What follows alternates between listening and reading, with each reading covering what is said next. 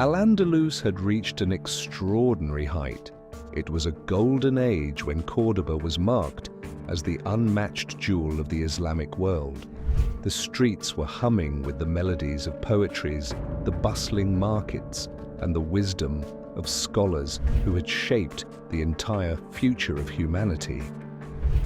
The unity that was fostered under the vision of rulers transformed the region into a beacon of knowledge and hope, connecting the continents and cultures. Unfortunately, even the brightest star faces an eclipse someday. Beneath the surface of this thriving empire, cracks were beginning to form. The weight of rivalries, ambitions, and struggle for power had started to weaken the foundation that was once carefully laid by the fugitive Prince Abdul Rahman and his successors. That once united empire was now teetering on the brink of destruction. The caliphate's grip was weakened, so the whispers of rebellion and independence began to get louder and louder. The unity that had once turned this empire into an economic and cultural hub began to untangle, and the landscape was on the way to a weakened state.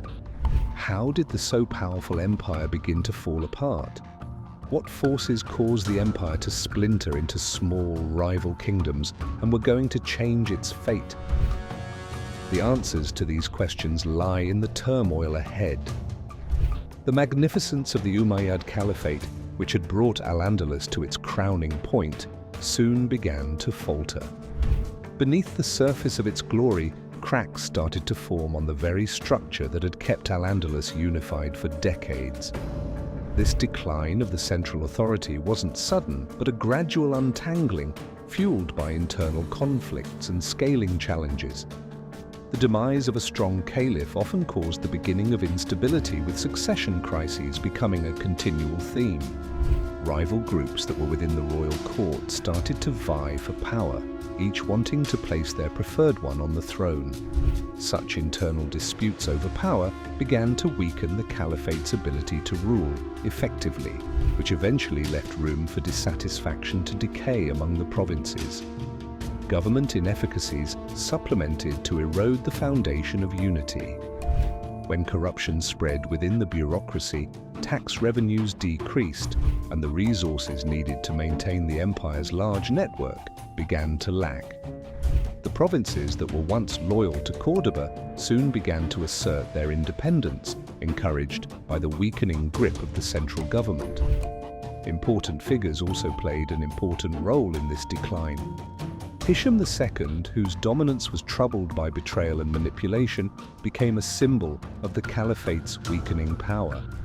The rise of powerful viziers such as Al-Mansur brought temporary victories, but he also centralized authority away from the caliph and further destabilized the balance of power. What was once a glimmer of unity was now standing on the brink of division as the threads of cohesion started to detangle. The stage was set for the beginning of independent Taifa kingdoms, each paving its own way in a landscape that was once unified under the umbrella of the Umayyads. The question now wasn't if Al-Andalus would fragment or not, but how quickly the pieces would fall apart. As the Umayyad Caliphate weakened, Al-Andalus was shattered into smaller and independent kingdoms that were known as Taifas. This division marked a new era in the history of Al-Andalus, the one defined by both political rivalry and cultural brilliance. These Taifa kingdoms came up as regional powers, each guided by ambitious leaders who were eager to maintain their independence. Granada, Seville, Toledo, and Zaragoza became prominent centers displaying the distinctive ambitions and strengths of their leaders.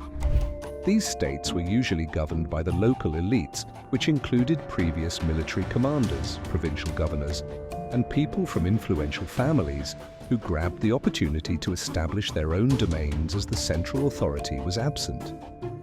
Seville was under the rule of the Abbasid dynasty, became prominent quickly, and became one of the most wealthiest and influential among Taifas. Its rulers invested heavily in arts and culture, turning it into a center of Andalusian music, poetry, and architecture. Concurrently, Granada nestled in the mountains, took advantage of its strategic location for trade and defense, which made Granada a powerful and resilient kingdom. Toledo has a history of rich culture and became another significant Taifa. Its leaders invested in alliances and fostered a unique blend of Christian, Muslim, and Jewish traditions. Zaragoza was in the north, and it emerged as a military stronghold that defended against the Christian kingdoms that invaded from the north. But these fragmentations came at a major cost. The rivalries between these Taifas became a defining feature of that time. Every kingdom was chased down to expand its influence and territory, at the expense of its neighbors. Rulers schemed to gain power, and in this race alliances were formed and broken with an alarming regularity. In some cases, they even chased down the support of external powers, including Christian kingdoms in the north, to fracture their neighboring Taifas. Although the rise of the Taifa kingdoms brought a renewed focus on art culture and intellect, it also left Al-Andalus vulnerable. The absence of one unifying government meant that these smaller kingdoms weren't prepared enough to face external threats. At the same time, the expanding power of the Christian kingdom in the north took a larger shape, and the divisions among these Taifas would ultimately become their vulnerable spot. In this weakened landscape, the once united Al-Andalus stood at a crossroads. Although the vividness of these Taifa kingdoms shone brightly, but the rivalries among them cast even larger shadows over their collective future. Would they ever find a way to unite against this common threat? Or would their internal divisions carve the way for their ultimate downfall? The period of Taifa kingdoms wasn't only defined by their brightening cultural achievements, but also by certain personalities and events that shaped their unstable history. Among these personalities was Al-Mu'tamid, the poetic yet ambitious ruler of Seville. He wasn't just a leader, but a poet, a patron of art, and a man deeply involved in the politics of his era. Under the leadership of Al-Mu'tamid, Seville became a hub of arts and culture, renowned for its intellectual vibrancy and sophistication. Yet his administration wasn't saved from controversies. Al-Mu'tamid often found himself entangled in the web of alliances and betrayals that were quite common in the Taifa period. Despite his love for poetry, he was a sharp-witted politician, willing to use both diplomacy and force to expand Seville's authority. The Taifa kingdoms were rich in culture but fractured by continuous rivalries. Alliances formed were often short-lived, directed by convenience rather than loyalty and sincerity. As an example, Al-Mu'tamid was allied with the Christian kingdom of Castile and paid tribute to King Alfonso VI in exchange for their military support against rival Taifas of Seville. But the alliance was a double-edged sword. It drained Seville's strongbox and increased reliance on external powers. One of the delineating events of this era was the growing threats from the Christian kingdoms residing in the north. The Taifa rulers were often involved with their internal rivalries and often underestimated the ambition and unity of their northern Christian neighbors. From Toledo's fall to Alfonso VI served as a turning point. It was a blow that wasn't just limited to the Taifa states, but to the whole Muslim world, demonstrating the fragility of Al-Andalus. Later, in response to this threat, several Taifa rulers, including Al-Mu'tamid, took a desperate step. They invited the Almoravids, a Berber dynasty, from North Africa to intervene. This step temporarily halted the Christian advance, but it also came at a cost. The Almoravids, once invited, did not leave Al-Andalus. Instead, they took control of this region and ended the independence of the Taifa kingdoms. The period of Taifa was as dramatic as it was short-lived. It was an era when rulers like Al-Mu'tamid were pursued to balance survival with ambitions, creativity with politics, and unity with divisions. But as the Christian kingdoms began to intervene and Almoravids arrived, it became prominent that the delicate rule of Taifa kingdoms could never last forever. Their story was of glory and decline. brilliance and betrayal, which left an erasable mark on the history of Al-Andalus and also the Islamic world. Although Al-Andalus was politically divided during the Taifa period, the cultural and economic life of the region continued to thrive in unexpected ways. Each Taifa kingdom, in a race to outshine its rivals, spent heavily on arts, architecture, and intellect, which turned competition into a catalyst for cultural excellence. Also, the fragmentation of Al-Andalus into smaller kingdoms did nothing to its connection to world trade networks. On the flip side, cities like Granada, Seville, and Zaragoza maintained flourishing markets. They trade goods like spices, silk, and precious metals. The kingdoms competed to captivate merchants from all over Europe, the Middle East, and Africa, and ensured that Al-Andalus remained an important center of commerce. However, the absence of a central government also meant additional tariffs and occasional disputes over trade routes, which sometimes became hurdles in economic stability. One of the paradoxes of that era was how political instability fueled a golden era of culture. Taifa leaders were eager to legitimize their own governments and outshine their neighboring Taifas, so they became generous patrons of the arts. Cities like Toledo and Seville grew as cultural capitals where poets, musicians, and scholars thrived. For instance, the court of Al-Mutamid in Seville became a center for poets and writers, and they produced some of the most distinguished works of Arabic literature. Toledo was known for its intellectual vibrancy. The fusion of Muslim, Christian, and Jewish traditions created a distinctive environment where knowledge transcended boundaries. The translators of this city preserved and expanded Roman, Greek, and Islamic scientific texts, which later played an important role in the rebirth of Europe. For the public, life under the Taifas was a blend of change and continuity.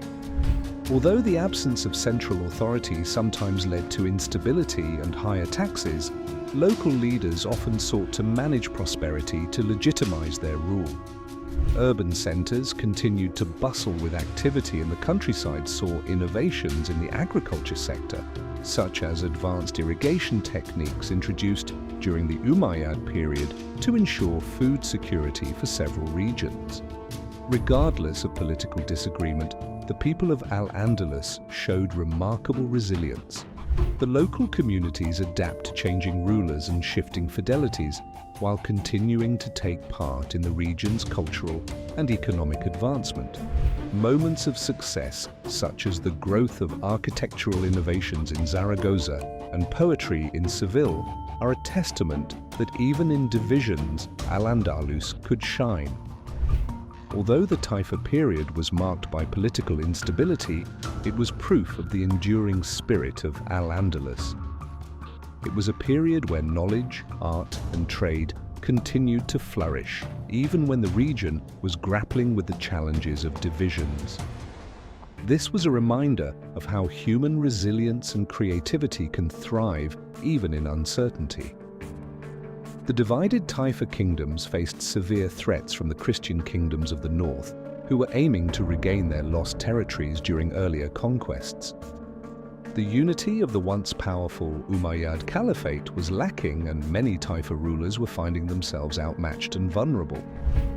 They were desperate, and in that desperation, they formed alliances with external powers, including Berber Almoravids, in the hope of strengthening their defenses. In this period, mercenaries also featured highly. The Taifa leaders employed men of diverse backgrounds, such as Christians, to protect their interests. Such external relations came at a huge cost. At times it proved costly, where dependence on them would eventually result in the loss of sovereignty or even betrayal. While some of the Taifas somehow managed to hold their ground, many of them slowly absorbed or defeated the advancing Christian kingdoms. The pressure from outside intensified the already shaky situation, pushing the Taifa kingdoms closer to an era of major upheaval. Al-Andalus, once the epitome of unity and grandeur, was now broken into pieces. These small Taifa kingdoms were desperately trying to retain the remains of cultural excellence but stood isolated in shifting alliances and petty rivalries. The sounds of the powerful caliphate seemed like a distant memory, replaced by fragile groups fighting hard to maintain their footing during internal chaos and growing external threats. Could these divided kingdoms ever unite against the growing shadows of conquest, or is the remarkable period of Al-Andalus soon to be dissolved? Christian forces from the north and a new force, the Almoravids, began crossing the Strait of Gibraltar. Al-Andalus was at stake. What is next for this former glorious land? The answer to this question will uncover a turning point that can reshape the history of Al-Andalus forever.